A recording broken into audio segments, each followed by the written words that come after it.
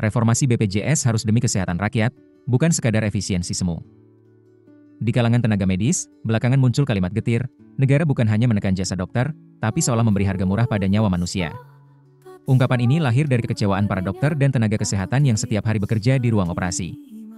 Bayangkan, biaya operasi usus buntu yang ditanggung BPJS hanya sekitar 3,5 juta rupiah, angka yang harus menutup seluruh komponen biaya, jasa dokter bedah dan anestesi, obat, alat operasi, ruang rawat, hingga listrik dan air rumah sakit.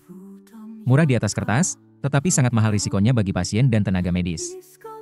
BPJS sering menampilkan citra efisiensi, layanan terjangkau bagi semua. Namun di balik klaim itu tersimpan ilusi besar. Tarif INA-CBG yang menjadi dasar pembayaran bukan hasil hitungan medis yang transparan, melainkan kompromi politik anggaran.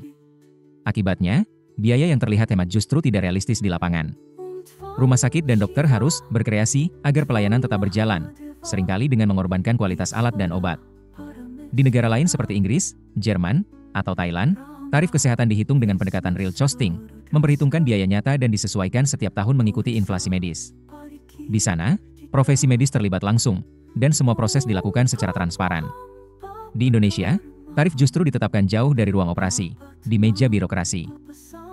Tarif yang terlalu rendah bukan hanya tak membuat negara lebih hemat, tapi juga menimbulkan biaya tersembunyi. Rumah sakit yang tekor akan menutup kekurangan dengan menaikkan tarif layanan non-BPJS atau menjual layanan tambahan di luar paket yang dijamin. Pada akhirnya, beban itu kembali ke masyarakat. Selain itu, mutu layanan juga terancam. Ketika dana tidak mencukupi, rumah sakit terpaksa menekan pengeluaran dengan cara berisiko, mengganti obat dengan versi murah, mempercepat masa rawat, atau mengurangi penggunaan alat medis berkualitas. Sekilas tampak efisien, tapi dalam jangka panjang menimbulkan komplikasi, infeksi, bahkan operasi ulang, yang justru menambah beban biaya dan penderitaan pasien. Fenomena lain yang muncul adalah moral hazard, ketika tenaga medis terpaksa menambah prosedur agar bisa menutupi defisit biaya. Bukan karena ingin mempermainkan pasien, tetapi karena sistem mendorong mereka untuk bertahan hidup. Pada akhirnya, sistem ini terjebak dalam perangkap inefisiensi. BPJS tampak sukses menekan biaya, tapi negara menanggung kerugian sosial yang lebih besar, pasien yang tidak sembuh optimal, kehilangan produktivitas, bahkan cacat permanen. Kemurkaan para dokter bukan soal nominal honor, tapi soal hak pasien untuk mendapatkan layanan yang layak dan aman. Ketika tarif terlalu rendah, rumah sakit terpaksa memangkas mutu. Dokter dipaksa bekerja dalam sistem yang tak menghargai biaya real penyelamatan nyawa. Lalu, bagaimana mungkin negara menuntut mutu kelas dunia, jika tarifnya bahkan tak cukup untuk menutup biaya dasar? WHO menegaskan, pembiayaan kesehatan bukan sekadar soal efisiensi anggaran, tetapi juga soal keberlanjutan tenaga medis dan keselamatan pasien. Sistem yang terlalu menekan biaya akan kehilangan dua hal penting, kepercayaan publik dan tenaga ahli. Jika rumah sakit kolaps dan dokter pergi, yang paling menderita adalah masyarakat miskin.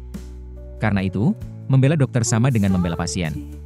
Dokter yang dihargai layak akan bekerja dengan tenang, dan rumah sakit yang sehat secara finansial akan menjaga mutu layanan. Reformasi BPJS tidak bisa ditunda. Ada 4 langkah penting yang harus dilakukan. Audit real costing di seluruh rumah sakit, melibatkan akademisi independen dan asosiasi profesi. Penyesuaian tarif sesuai inflasi medis tiap tahun.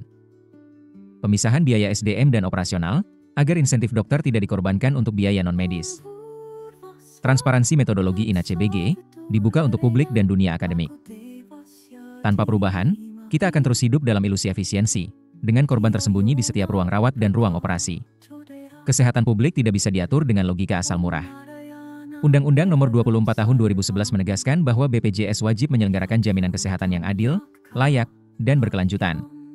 Jika tarif masih irasional, maka mandat itu gagal dipenuhi. Pada akhirnya, efisiensi yang dipaksakan hanyalah fata morgana. Karena nyawa manusia tidak pernah pantas ditawar.